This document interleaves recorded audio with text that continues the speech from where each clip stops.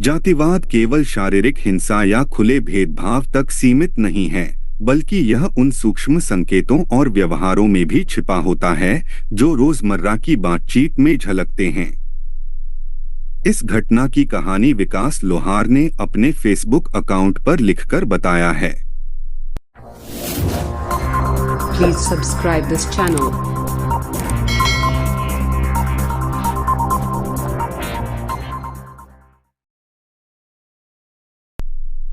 उन्होंने अपने पोस्ट में लिखा है, मैट्रिक का परिणाम आने के बाद मैं विकास लोहार अखबार की तलाश में गांव से लगभग 4-5 किलोमीटर दूर के बाजार तक पहुंच गया।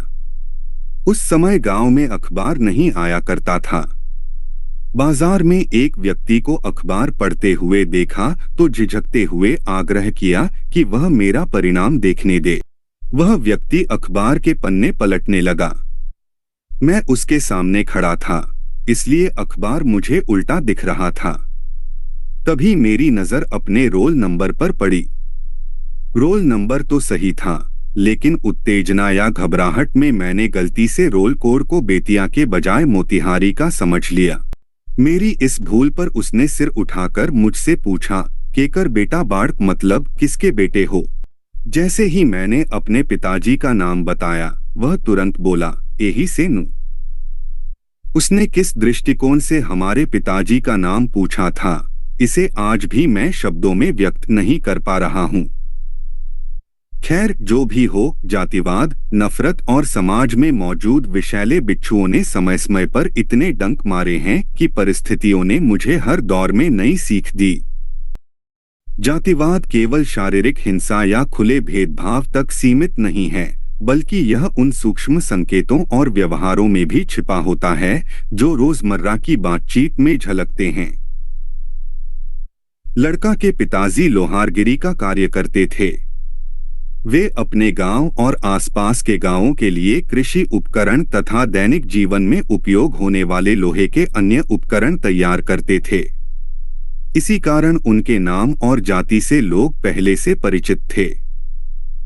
इस प्रसंग में लड़के द्वारा की गई एक सामान्य भूल को उसकी जाति से जोड़कर देखा गया, जो कि एक संकीर्ण मानसिकता का परिचायक है।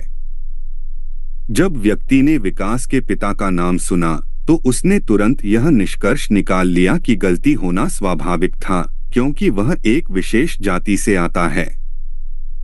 यह दर्शाता है कि समाज में कुछ लोगों की मानसिकता अब भी इस धारणा पर टिकी हुई है कि कुछ जातियां जन्म से ही कमतर होती हैं और उनसे त्रुटियां स्वाभाविक रूप से होती हैं।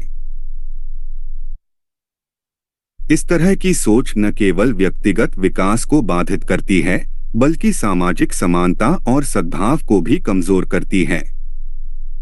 जातिगत भेदभाव के ऐसे उदाहरण हमें यह सोचने पर मजबूर करते हैं कि हम आधुनिकता और विकास की कितनी भी बातें करें, लेकिन जब तक सामाजिक स्तर पर मानसिकता में बदलाव नहीं आएगा, तब तक सच्ची समानता संभव नहीं होगी।